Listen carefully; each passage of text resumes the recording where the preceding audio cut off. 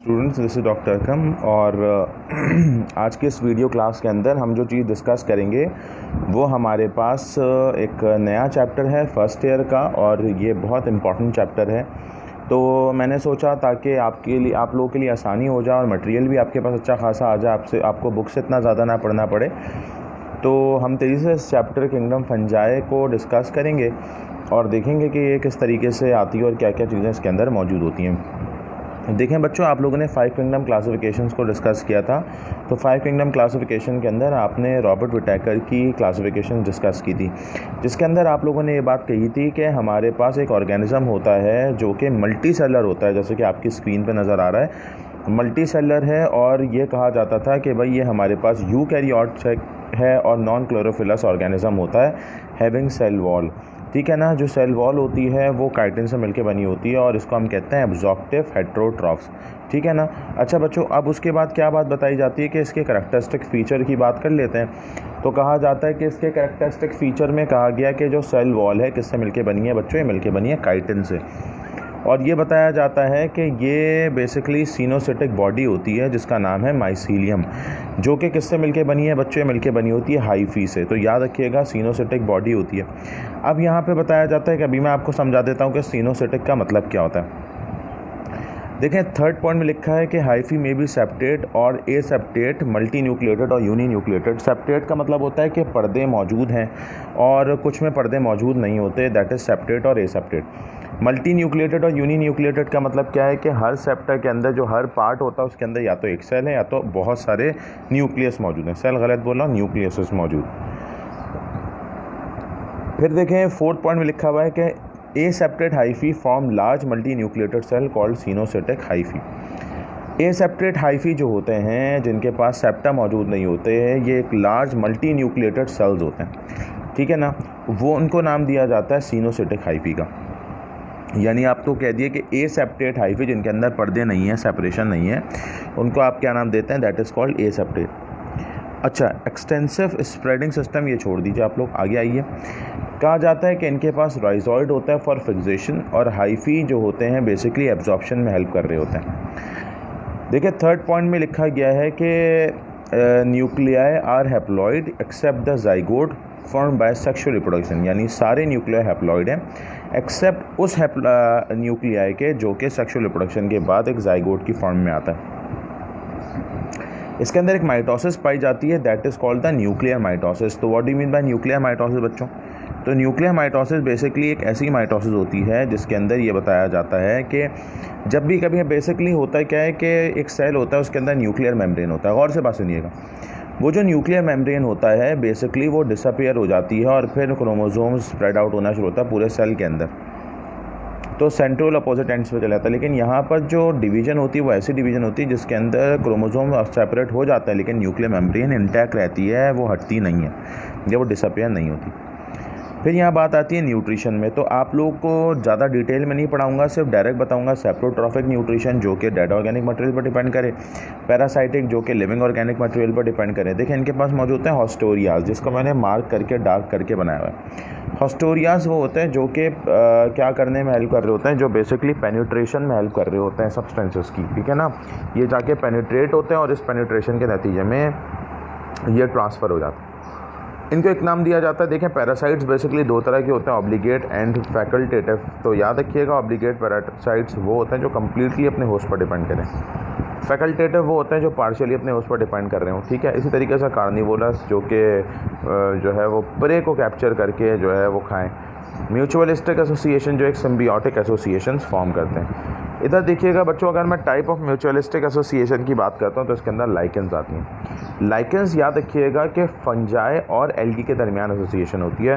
Fungus water absorb कर करके किसको दे रहा होता है, एल्गी को, और एल्गी जो है वो फोटोसिंथेटिक होता है तो फूड बना बना के दे रहा होता है। This is called mutualistic association या सिम्बियोटिक एसोसिएशन, या इसका नाम है लाइकेन। आगे देखिएगा बच्चों, इसमें आता है हमारे पास माइकोराइजा। एक मिनट रुकिएगा बच्चों ज़रा। हाँ, देखिए माइकोराइजा क्या होता है। जब भी कभी हम माइकोराइजा की बात करते हैं ना, तो माइकोराइजा होता क्या है। माइकोराइजा के बारे में बताया जाता है कि एक एसोसिएशन होती है फंगस और प्लांट रूट्स के दरमियान। फंगस जो है वो वाटर एब्जॉर्ब कर करके प्लांट रूट्स को देता है and the plant root start to produce what, ये बेसिकली फूड बनाना शुरू करता है। और ये जो फूड इस्तेमाल होता है बच्चों, ये सारा का सारा प्लांट ख़ुद भी इस्तेमाल करता है और फंगस को भी शेयर करता है। उसके बाद बात आती है कि दो तरह के माइकोराइज़ा होता है, एक्टो एंड एंडोमाइकोराइज़ा। एक्टोमाइकोराइज़ा होता है जो अराउंड द प्लांट रूट्स मौजूद हो, that is called the ectomycorrhiza. Endomycorrhiza जो होता है within the plant roots हो, that is called the endomycorrhiza. अच्छा, उसके बाद क्या होता है बच्चों, ए सेक्शुअल रिप्रोडक्शन इसमें कौन कौन सी होती है? स्पोर फॉर्मेशन होती है। स्पोर फॉर्मेशन किस तरीके से होती है आइए ज़रा देखते हैं। ये देखिए आपको स्पोर फॉर्मेशन नज़र आ रही है कि आपको ये जो हाइफी नज़र आ रहा है, ये लंबे लंबे हाइफी मौजूद हैं। या देखिए लंबा सा जो स्टॉक नज़र आ रहा है, इसके टॉप के पार्ट ये हमारे पास स्पोरेंजिया मौजूद है। ये लंबा से जो डंडी नज़र आ रही है ना, लंबी जो 3 डंडियाँ आपको नज़र आ रही हैं बच्चों, ये बेसिकली होता क्या है, ये हमारे पास स्पोरेंजियोफोर भी कहलाते हैं, जिसके ऊपर स्पोरेंजिया लगा हुआ और स्पोरेंजिया के अंदर स्पोर्स होता है। आपको स्क्रीन के बिल्कुल राइट साइड पर बर्स्टिंग स्पोरेंजिया नज़र आ रहा है, जिसके अंदर से स्पोर लिबरेट आउट हो रहा है और फिर नए फंगस के अंदर वो ट्रांसफॉर्म हो जाते हैं। आगे देखिए दूसरा होता है कोनीडिया।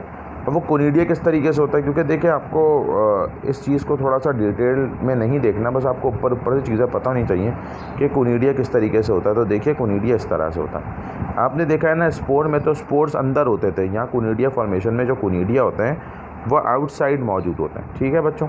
अच्छा तीसरा होता है फ्रेगमेंटेशन और होता है बडिंग। अच्छा, फ्रेगमेंटेशन और बडिंग आपको यहाँ नज़र आ रही है कि देखिए कि आपके स्क्रीन के ऊपर जो गोल गोल स्ट्रक्चर नज़र आ रहा है, इसके ऊपर एक छोटा सा बड निकलता है। ये बड बड़ा होते चले जाता है और बड़ा होता है और बड़ा होता है और अल्टीमेटली एक नए ऑर्गेनिज्म के अंदर ट्रांसफॉर्म हो जाता है। तो ये हमारे पास क्या कहलाती है, this is called the budding. और इसके टॉप साइड पर अगर आपको नज़र आ रहा हो बच्चों के इधर फ्रेगमेंटेशन में, कि ये जो इसके ऊपर जो स्ट्रक्चर नज़र आ रहा है, ये छोटे छोटे फ्रेगमेंट्स में डिवाइड होना शुरू हो जाता है ताकि नए फंगस के अंदर ट्रांसफॉर्म हो जाए। तो माइसीलियम बेसिकली ब्रेक ऑफ होना शुरू हो जाती है। ये हमारे पास ए सेक्शुअल रिप्रोडक्शन है। सेक्शुअल रिप्रोडक्शन जो होती है बच्चों, इसके अंदर 2 तरह की हो जाती है। एक कहलाती है प्लाज्मोगैमी, एक कहलाती है कैरियोगैमी। प्लाज्मोगैमी में बहुत आसान है, साइटोप्लाज्मिक कंटेंट जो है वो फ्यूज़ करते हैं, that is called the plasmogamy. Karyogamy में क्या होता है, ये जो न्यूक्लियर कंटेंट होते हैं फ्यूज़ करना शुरू कर देते हैं चक्कर में। देखिए किस तरीके से होता है। देखिए प्लाज्मोगैमी में पहले पॉइंट में बता दिए कि fusion of protoplasm of 2 adjacent compatible strains of hyphae. ठीक है ना। कैरियोगैमी में क्या होता है, fusion of nuclei of 2 hyphae. Clear. Then immediately undergo meiosis to produce 4 haploid nuclei. अब वही बात आती है कि भाई जब ये हमारे पास फ्यूजन होती है तो न्यूक्लिया डेवलप होना शुरू हो जाता है। इससे आगे की डिटेल बातें नहीं है, बस आप ये बात याद रखिएगा, जब साइटोप्लाज्म फ्यूज़ हो गए तो न्यूक्लियस तो फ्यूज़ नहीं हुआ। अब आपसे पूछता हूँ, 2 हाइफी है मिसाल है, दोनों के अंदर एक एक न्यूक्लियस मौजूद है। मेरी बात गौर से सुनिएगा, दोनों के अंदर एक एक न्यूक्लियस मौजूद। अब जब दोनों के साइटोप्लाज्म फ्यूज़ करते हैं ना बच्चों, तो इसके साइटोप्लाज्म फ्यूज़ करने के नतीजे में क्या होता है, सिर्फ साइटोप्लाज्म फ्यूज़ कर रहे हैं, न्यूक्लियस जो है वो अलग अलग रहता है। तो इसलिए कहा जाता है कि जब न्यूक्लिया अलग अलग रह रहे होते हैं तो इसे कहते हैं डाइकैरियोटिक हाइफी, जैसे हेट्रोकैरियोटिक भी कहते हैं, बिकॉज साइटोप्लाज्म उन दोनों हाइफी के फ्यूज़ कर गए और बेसिकली उसकी जो अलग अलग चीज़ें नज़र आ रही हैं वो न्यूक्लियस नज़र आ रही है, इसलिए इसको डाइकैरियोटिक कहते हैं। देखें यहाँ पर आपको सेकंड पॉइंट की जो सेकंड है पॉइंट है उसमें कहा जाता है, थर्ड समझ लें, spores are stored in fruiting body. Fruiting body क्या होती है, वो एरिया जहाँ पर वो बॉडी जहाँ पर फूड स्पोर स्टोर हो, उसको हम नाम देते हैं फ्रूटिंग बॉडी का, या उसको नाम देते हैं एस्कोकार्प का या बेसिडियोकार्प का। अच्छा, इसके आगे की बात करें, ये देखिएगा लाइफ फंगस की एक जनरल लाइफ साइकिल बता दी गई। इस लाइफ साइकिल में आपको नज़र आ रहा है एसेक्सुअल रिप्रोडक्शन और सेक्सुअल रिप्रोडक्शन। जब आप एसेक्सुअल और सेक्सुअल रिप्रोडक्शन की बात कर रहे हैं तो बेसिकली यहाँ जो बात समझाई जाती है बच्चों, वो क्या समझाई जाती है, वो ये समझाई जाती है कि हमारे पास मौजूद है माइसीलियम, यानी बेसिकली हमारे पास जो है स्पोर्स की अगर हम बात करते हैं तो इस स्पोर्स में बताया गया कि बेसिकली एक माइसीलियम में स्पोर्स बनता है, नए माइसीलियम में ट्रांसफ़र हो जाता है। और सेक्सुअल रिप्रोडक्शन में देखें आपको नज़र आ रहा है कि 2 न्यूक्लिया हैं, दैट इज़ कॉल्ड द, या आपने ऐसे कह दिया कि 2 हाइफी आपस में फ्यूज़ हो गए, प्लाज्मोगैमी किया तो हेट्रोकैरियोटिक स्टेज नज़र आई आपको। उसके बाद कैरियोगैमी हो गया तो न्यूक्लिया फ्यूज़ हो गए and that will result in zygote. Basically कभी भी MCQs बने कि साइटोप्लाज्म या न्यूक्लियस की फ्यूजन, किसकी फ्यूजन की वजह से जाइगोट बनता है, तो आपकी स्क्रीन पे नज़र ही आ रहा है कि जब न्यूक्लियस फ्यूज़ करता है तो इट विल फॉर्म जाइगोट। ठीक है ना। फिर या मियोसिस होता है, मियोसिस के बाद जर्मिनेशन हो जाती है और फिर नए माइसीलियम के अंदर ट्रांसफ़र हो जाता है। अगर आप आगे देखें तो there are 4 classification of fungus, zygomycota, ascomycota, basidiomycota and the last is deuteromycota. अगर बच्चों मैं ज़ाइगोमाइकोटा की बात करता हूँ तो ज़ाइगोमाइकोटा किस तरह का होता है, याद रखिएगा स्मॉलेस्ट ग्रुप है। ये जो मैंने बातें बता दी है ना बच्चों, ये इंतहा से ज़्यादा इंपॉर्टेंट है, पेपर में बहुत पूछी जाती हैं। अगर मैं ज़ाइगोमाइकोटा की बात करूँ तो कहा जाता है स्मॉलेस्ट ग्रुप ऑफ फंगस है। तो बेसिकली क्या होता है, एसेप्टेट होता है, सिनोसिटिक होता है, मेटाबॉलिकली एक्टिव होते हैं, हैव एक्सटेंसिव स्प्रेडिंग सिस्टम होता है, nuclear haploid except the zygote form by the sexual reproduction, ये सब आप पढ़ के आ चुके हो। Both are sexual and asexual दोनों होता है। स्पोरेंजियोफोर मैं आपको पहले ही बता चुका था जब मैं स्पोर्स पढ़ा रहा था कि लंबी लंबी डंडियाँ होती हैं, दैट इज कॉल्ड स्पोरेंजियोफोर। आगे आइए, इसमें कहा जाता है sexual reproduction by zygospore. In sexual reproduction karyogamy immediately occur after plasmogamy. वही बात आ गई कि इसके अंदर पहले प्लाज्मोगैमी जल्दी हो जाता है, फिर कैरियोगैमी उसके साथ साथ ही हो जाता है। इसकी एग्जांपल में देखें, राइजोपस आ रहा है और म्यूकर आ रहा है, पिबोलस आ रहा है, ये सब क्या है, ये इसकी है फ्रूटिंग बॉडी कहा जाएगा जहाँ स्पोर प्रोड्यूस होता है या स्टोर होता है, ज़ाइगोस्पोर नाम दिया जाता है। अगर आप इसकी सेक्सुअल रिप्रोडक्शन की बात करते हैं तो आपको सब पता है कि स्पोरुलेशन मतलब स्पोर फॉर्मेशन कैसे हुई थी, आप जानते हैं। और इसके अंदर सेक्सुअल रिप्रोडक्शन में क्या होता है, बेसिकली वही वाली बात आ गई कि gametogonia form on adjacent hyphae of same और डिफरेंट माइसीलियम। अब क्या होता है, होमोथैलिक और हेट्रोथैलिक का मतलब क्या होता है कि रेड सेम माइसीलियम होगा तो होमोथैलिक, डिफरेंट होंगे तो हेट्रोथैलिक, ठीक है ना। ये प्लाज्मोगैमी होता है, उसके बाद फिर वो न्यूक्लिया फ्यूज़ करके ज़ाइगोट बना देते हैं। अब ये तो पूरा प्रोसेस है और फिर ज़ाइगोट आगे जाके न्यू माइसीलियम के अंदर ट्रांसफ़र हो जाता है। ये आपको पूरी साइकिल नज़र आ रही है इसमें। सबसे पहले इस साइकिल को समझने के लिए आपके राइट साइड पर 3 डब्बे नज़र आ रहे हैं। इसमें हैप्लॉइड, हेट्रोकैरियोटिक और डिप्लॉइड न्यूक्लिया के बारे में दिया हुआ। याद रखिएगा कि आप अपने लेफ़्ट साइड पर आ जाइए और वहाँ पर आप लोगों को मेटिंग का नाम दिया हुआ। बेसिकली 2 माइसीलियम है, mating type positive and negative mating type दिया हुआ है, दोनों आपस में फ्यूज़ करते हैं और इसकी फ्यूजन के नतीजे में हमारे पास गैमेटेंजिया विथ हैप्लॉइड न्यूक्लिया बन गया। ये हैप्लॉइड न्यूक्लिया क्यों, क्योंकि अभी सिर्फ प्लाज्मोगैमी हुई है, ठीक है मेरा बच्चा। प्लाज्मोगैमी के बाद फिर देखें आगे होती है यंग, थर्ड स्टेज पे देखें क्या लिखा हुआ है, यंग ज़ाइगोस्पोरेंजियम और हेट्रोकैरियोटिक। इसका मतलब ये होता है कि आपस में फ्यूज़ कर गए, हेट्रोकैरियोटिक 2 डिफरेंट फ्यूज़ हुए और इनके दरमियान कैरियोगैमी हो गया। कैरियोगैमी होगा तो न्यूक्लियर डिप्लॉइड होगा। अच्छा, आपको ज़ाइगोस्पोरेंजियम जो है कैसे नज़र आ रहा है, जो ब्लैक कलर का बीच का स्ट्रक्चर है, साइडों में ग्रीन कलर का स्ट्रक्चर नज़र आ रहा है, वो थोड़ा सा बड़ा करके दिखाया हुआ है हेट्रोकैरियोटिक में। एनीवेज, 5th पॉइंट पे थे हम लोग, तो इसमें 5th उस नंबर पे थे तो डिप्लॉइड न्यूक्लिया, ये न्यूक्लिया के ऊपर स्पोरेंजियोफोर, फिर स्पोरेंजिया रिलीज़ हुआ, फिर ये स्पोर्स रिलीज़ होना शुरू हुआ। ये जो स्पोर रिलीज़ होना शुरू हो गया, ये डिस्पर्स होते हैं और ये अल्टीमेटली आगे जा सकते हैं, न्यू माइसीलियम में ट्रांसफ़र हो जाते हैं। ये तो सेक्सुअल साइकिल है। लेकिन ये सेक्सुअल साइकिल में क्या होता है कि बेसिकली स्पोर्स जो हैं ये स्पोर्स डिस्पर्स होते हैं माइसीलियम के अंदर और फिर ये नए उसमें डेवलप हो जाते हैं। तो ये हमारे पास क्या है, सेक्सुअल रिप्रोडक्शन। तो आसान सी है, पिक्चर को आपने देखना है। ये अभी हमने किसके बारे में डिस्कस किया, ज़ाइगोमाइकोटा के बारे में। इंपॉर्टेंट है, स्मॉलेस्ट है सबसे ज़्यादा और पेपर में आता भी है, इसलिए मैंने आपको ये पढ़ा दिया। आगे आइए, फिर आता है एस्कोमाइकोटा।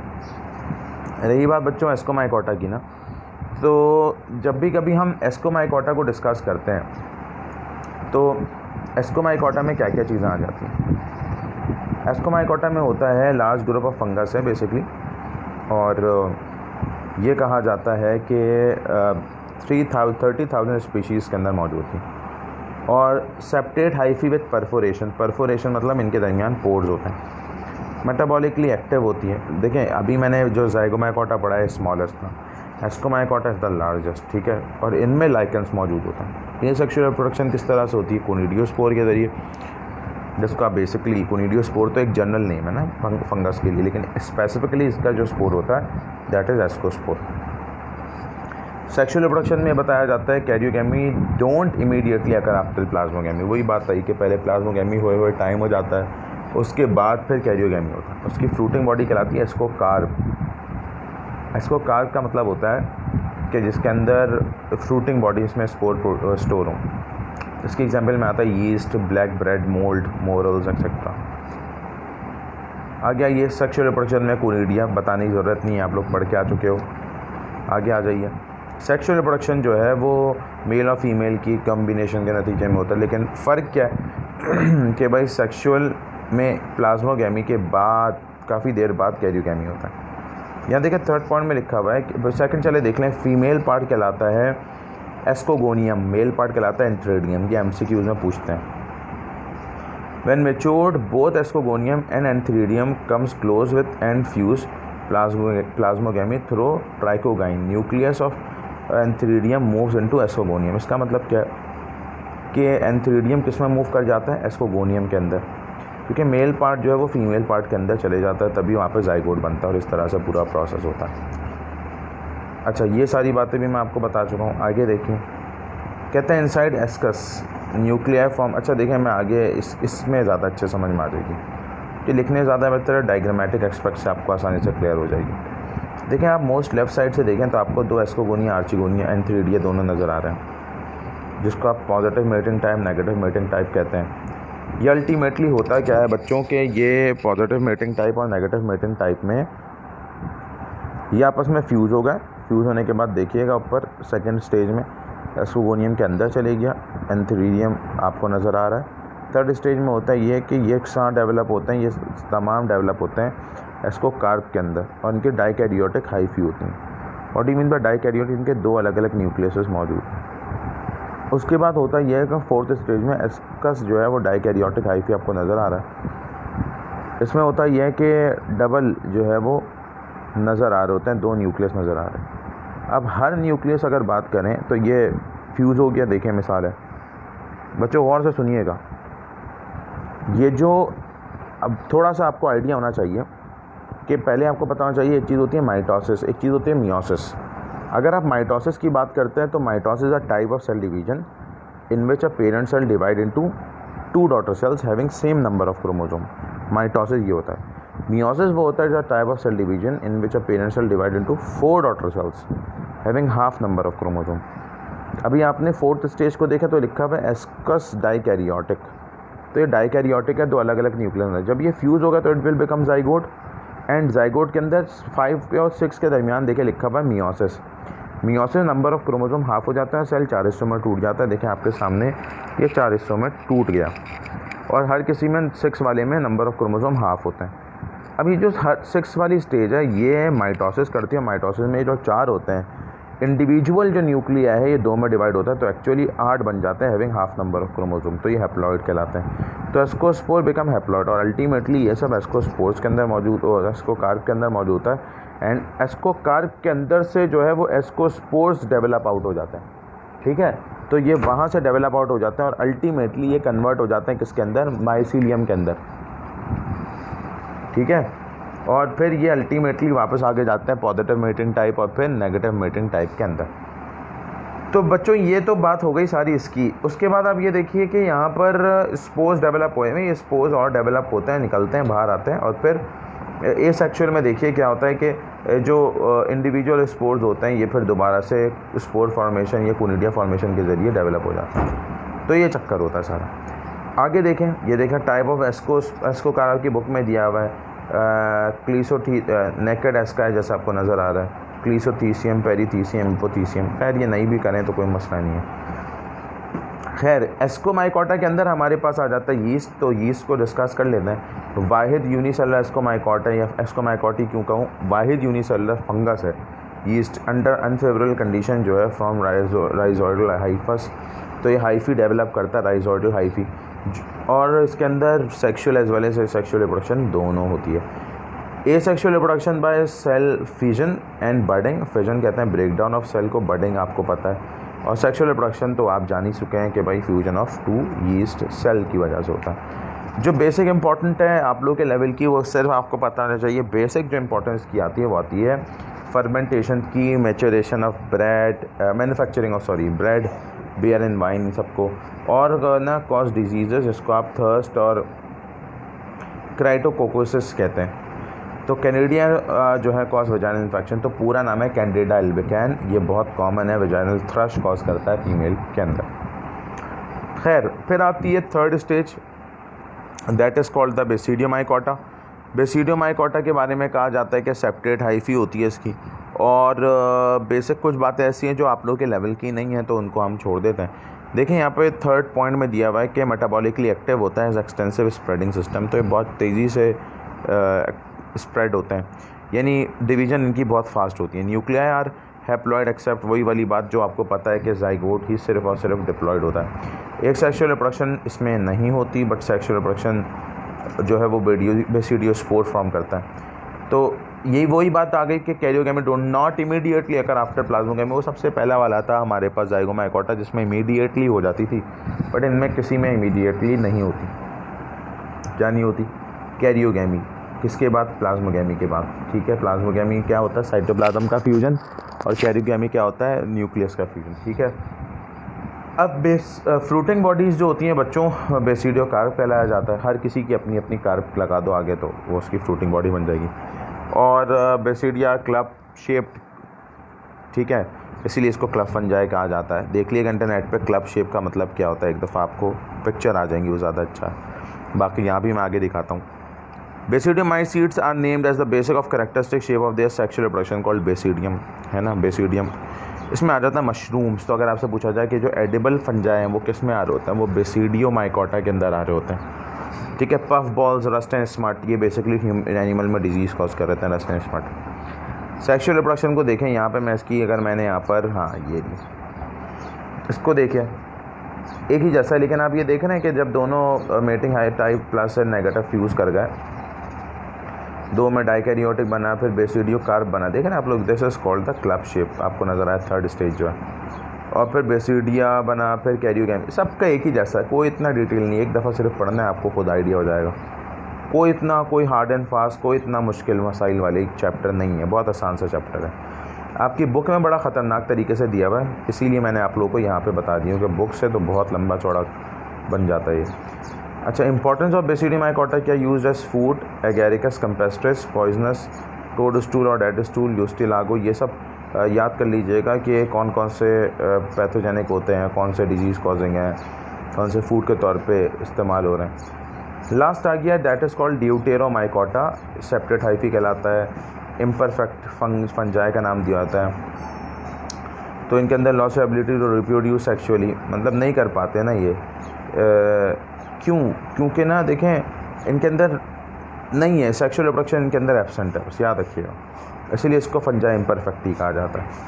अच्छा, पैरासेक्सुअलिटी इनमें बहुत कॉमन होती है कि बस ये दो यहाँ लिखा है, is a non sexual mechanism of parasexuality for transferring genetic material without meiosis और the development of sexual structure. तो बस बेसिकली आपस में फ्यूज़ नहीं करते, पर करीब आ जाते हैं दो डिफरेंट हाइफी इसी ड्यूटेरोमाइकोटा के, दैट इज़ कॉल्ड पैरासेक्सुअलिटी।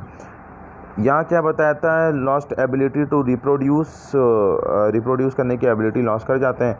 और इसके अंदर ये होता है कि बेसिकली होते ही एस्कोमाइकोटा जैसे ही हैं, लेकिन भाई एस्कोमाइकोटा अगर अपनी रिप्रोडक्शन की एबिलिटी लॉस करे तो ड्यूटेरोमाइकोटा कहलाते हैं। ये एमसीक्यू में बनती हैं बात। एसेक्सुअल रिप्रोडक्शन जो है वो किसके थ्रू हो रही है? कोनिडिया फॉर्मेशन के थ्रू, और इसके एग्जाम्पल में आ जाता है पेनिसिलियम और एगेरिक एस्परजिलस। तो बेसिकली पेनिसिलियम तो पेनिसिलिन बनाती है, एंटीबायोटिक है ना, तो ये फंगस ऐसा है। उसके बाद इंपॉर्टेंस ऑफ ड्यूटेरोमाइकोटा आपको देखनी है, बता दिया है कि penicillin from penicillium, flavour and smell to cheese, fermenting soya sauce and soya paste, और ये सब चीज़ें हैं जो कि एसिडिक एनवायरनमेंट प्रोवाइड कर रही होती हैं fungus. Economic importance of fungi क्या है? मशरूम्स के तौर पे काम कर रहे हैं, इंडस्ट्रियल वैल्यूज़ इनकी इंपॉर्टेंट है, बेकिंग में, फर्मेंटेशन में हेल्प कर रहे हैं। मेडिसिन में पेनिसिलिन, क्लोरोमाइसिन, न्यूमाइसिन, टेरामाइसिन, ये सारी फंगस से आती हैं। और लाइकोसोमाइकोराइज़ा से सॉइल फर्टिलिटी बढ़ती है। अच्छा, उसके बाद अगर हम बात करते हैं पीछे वाली बात की कि जो हमने बायो रिमेडिएशन के मतलब पॉल्यूशन को ख़त्म करने में काम करते हैं। और डाइस, नेचुरल डाइस का मतलब होता है कलर्ड पिगमेंट्स प्रोवाइड करते हैं।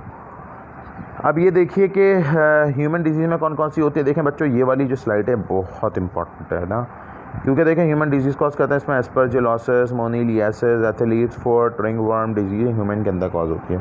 प्लांट डिजीज़ में rust and smuts, downy and powdery mildew and red rot sugarcane, ये सब कॉज होता है। स्पॉइलेज ऑफ गुड में leather goods, book, timbers, cotton. अभी कोरोना वायरस था तो उसमें आपने देखा था कि बहुत सारी जो लेदर की शॉप्स होती हैं वो सब ख़राब हो चुकी हैं, बिकॉज लेदर के ऊपर जब देखें एसी चलता है ना, तो एसी चलने की वजह से अगर कोई मॉल्स की शॉप्स हैं तो वहाँ पर एसी चलता है, तो एसी की वजह से जो है ना मॉइस्चर डेवलप होना शुरू हो जाता है बच्चों। वो जो मॉइस्चर डेवलप होता है वो मॉइस्चर जगह जगह पर अकोमोडेट होता है और जो है वो उसे ख़राबी पैदा करना शुरू कर देता है। लेकिन एसी चल रहा होता है तब तो वो ठीक है, लेकिन जैसे ही एसी चलना बंद हो जाता है, और देखा जाए तो लॉकडाउन चल रहा था 30-40 दिन तक बंद रहा सब, तो कहने का मतलब ये है 30-40 दिन तक दुकानें सारी बंद रही हैं अगर मिसाल है, तो वहाँ पर फंगस की ग्रोथ हो गई उस लेदर पे, उस लेदर को ख़राब करना शुरू कर दिया फंगस ने। मुझे पिक्चर मिली तो मैं ज़रूर आप लोगों को दिखाऊंगा। तो वो फंगल स्पॉइलिश होना शुरू हो जाती है। अब अगर वही बंदा कोई उसने अपर लिया है, कुछ लेदर का लिया और उसने अपनी बॉडी से टच कर दिया, तो बॉडी के ऊपर भी इन्फेक्शन कॉज करना शुरू कर देते हैं। बहुत सारे लोगों को जो है वो इन्फेक्शन होता है फंगल जो है इसी वजह से। खैर, लैंड अडेप्टेशन ऑफ फंजाई कौन कौन सी हो सकती हैं कि भाई वो यही होती है कि अगर फंजाई पानी से निकल के ज़मीन पर आ जाए तो क्या क्या अडेप्टेशन होती हैं। वो ये बताया गया कि एक स्प्रेडिंग सिस्टम होना चाहिए जो कि सरफेस एरिया को बढ़ा दे एब्जॉर्प्शन के लिए, राइजोइड और ऑस्टोरियस डेवलप हो जाने चाहिए, काइटिनस सेल वॉल होना चाहिए और स्पोर्स ना रेजिस्टेंस होने चाहिए, कहीं ऐसा ना हो कि उनकी बॉडी से वाटर लॉस होना शुरू हो जाए। खैर, ये सारी अदर कैरेक्टर्स हैं कि produce numerous spores, large number of small non motile spores develop होते हैं, थिक प्रोटेक्टिव कोनिडिया होता है, tolerate temperature extremes, many can tolerate temperature extremes 5 degree centigrade पर बिलो फ्रीजिंग पॉइंट जैसे आप कहते हैं, 50 डिग्री सेल्सियस पर टॉलरेट कर सकता है ये, pH 2 to 9 में रह सकता है और ऑस्मोटिक प्रेशर हाई बेयर कर सकता है। तो ये है फंजाई और कुछ आखिरी स्लाइड्स पर हैं अपनी तकरीबन, इसके बाद शायद एक और हो। यूकैरियोटिक सेल्स होते हैं न्यूमरस, जो सिमिलरिटीज़ नज़र आ रही हैं आपकी स्क्रीन पर आपको दिख रही होंगी, आपने डिफरेंसेस देख लेना है। आप लोगों को ना MCQs में इस तरीके से भी पूछ सकते हैं कि which of the following character gets a difference between plants and fungi. तो ये तमाम आप लोगों को दिए मैं सामने, इसको एक दफ़ा आपने पढ़ना है। ये वाली भी सारी डिफरेंस मैंने इसके थ्रू भी लिख दिए हैं और यहाँ पे आपका ये एंड हो गया। तो बच्चों, जो सारी बातें थी मैंने आपको समझा दी कि भाई इस तरीके से सारी चीज़ें हैं और आपको पता होना चाहिए कि भाई इस तरीके से फंगस के अंदर सारी चीज़ों में। तो कहने का मतलब ये है कि मैंने आपको किंगडम फंजाई आपको करा दिया है। रही बात फर्स्ट है कि आपके ओवरऑल शायद 2 चैप्टर्स मेरे ख्याल से रह गए, जिसमें आपके चैप्टर 9 और 10 यानी किंगडम प्लांटिया और किंगडम एनिमेलिया बाकी है। अगर कोई और चैप्टर बाकी है ऐसा जो मैंने आपको नहीं कराया, बल्कि नहीं, मैंने आपको वो नहीं, अभी और बाकी है आपकी न्यूट्रिशन भी बाकी है और आपका ट्रांसपोर्ट भी बाकी है। तो ये 4 चैप्टर बाकी हैं। तो इन 4 चैप्टर को जल्द से जल्द मैं इंशाल्लाह ताला आपको वाइंड अप कराता हूँ और आप लोगों को इनकी वीडियोस जल्द से जल्द बना के देता हूँ ताकि आप लोगों की तैयारी अच्छी हो जाए।